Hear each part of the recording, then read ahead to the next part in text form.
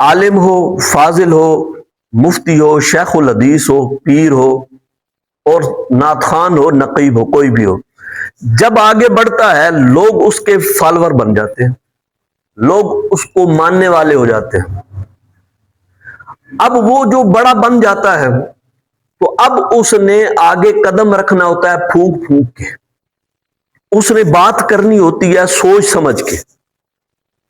کیوں کہ اگر وہ ذرا سی بھی بے احتیاطی سے کام لے گا اور کوئی ایسا جملہ بولے گا تو جو اس کے ماننے والے ہیں وہ یہی سمجھیں گے کہ شاید یہ صحیح کہہ رہا ہے، اور پھر وہ اس غلط بات میں اس کے پیچھے اتباع کرنے لگ جائیں گے۔ بات سمجھ شریف میں آ گئی ہے؟ تو حال ہی میں ہمارے ایک نعت خوان فصیح الدین سہروردی صاحب، نام ان کا بڑا مشہور و معروف ہے، انہوں نے ایک متنازع ترین شخصیت کے حوالے سے بیان دیا کہ وہ مجھے بڑے پسند ہے، اس حوالے سے ان کا بیان چلا۔ اب وہ متنازع ترین جو شخصیت ہے وہ مولانا مودودی کی ہے۔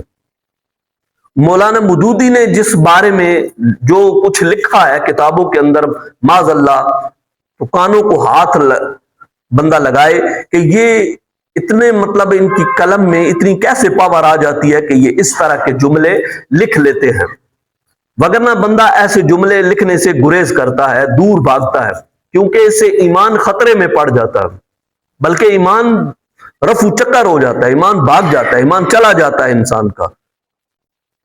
تو اب بندے کو پہلے یہ دیکھنا چاہیے کہ جس کے بارے میں آپ کومنٹ دے رہے ہیں، جس کے بارے میں آپ رائے دے رہے ہیں، کیا آپ نے اس شخصیت کو پڑھا ہے جس کے بارے میں آپ رائے دے رہے ہیں؟ کیا آپ نے اس کی تعلیمات کو پڑھا ہے، جانچا ہے، پرکھا ہے؟ آپ نے اگر اس کی تعلیمات کو جانچا ہے، پرکھا ہے، تو پھر آپ اس حوالے سے بیان دیں۔ اگر آپ نے نہیں پڑھا تو پھر بیان دینے کی ضرورت کیا؟ اگر آپ نے پڑھا ہے تو پھر آپ مودودی کے جملوں کو جو اس نے لکھے ہیں کتابوں کے اندر، آپ اس کے مؤید ٹھہرے، آپ اس کی تائید کرنے والے ہیں، پھر آپ اسی کے ساتھ ہی ہیں۔ ہاں، اب دیکھیں مودودی نے ایک کتاب جو ہے اپنا، اس نے الجہاد فی الاسلام کتاب لکھی ہے، اس کے اندر اس نے کہا لیکن وعظ و تلقین میں ناکامی کے بعد داعی اسلام یعنی رسول پاک صلی اللہ علیہ وسلم نے ہاتھ میں تلوار اٹھائی۔ کب؟ وعظ و تلقین کی ناکامی کے بعد۔ بتائیں میرے مصطفیٰ صلی اللہ علیہ وسلم نے جو وعظ و تلقین کی ہے اس میں ناکام ہوئے ہیں؟ جہاد فی الاسلام کے اندر مودودی نے یہ جملہ لکھا ہے۔ تو پھر آپ ثنا خان صاحب، آپ کو اللہ تبارک و تعالیٰ نے عہدہ دیا اور آپ کیا کرتے پھر رہے ہیں؟ پھر اس کے بعد وہ آگے رسائل و مسائل میں اندر اس نے داڑھی کو بدعت لکھا، رسائل و مسائل میں اس نے داڑھی کو بدعت لکھا، تو پھر بھی آپ اس کی تعریف کیے جا رہے ہیں۔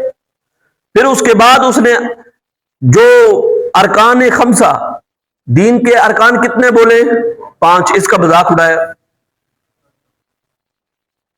ارکان خمسہ کا مذاق اڑایا، انہیں اپنی کتاب میں لکھا ہے۔ تو اب ان چیزوں میں اس نے کہا کہ یہ لوگوں کی بڑی غلط فہمی رہی ہے کہ وہ دین کے 5 ارکان سمجھ رہے تھے، یہ لوگوں کی بہت بڑی غلط فہمی تھی، اور کہتے ہیں کہ مسلمانوں کا طریقہ اور طرز عمل پوری طرح سے بگڑتا ہے ان پر ارکان خمسہ پر عمل کرنے سے، معاذ اللہ۔ تو پہلے بندے نے اگر کسی کے بارے میں کومنٹ دینے ہوں تو پہلے اس بندے کو جانچنا چاہیے، اس کی تعلیمات پڑھنی چاہیے کہ یہ تعلیمات اس کی کیسی ہیں۔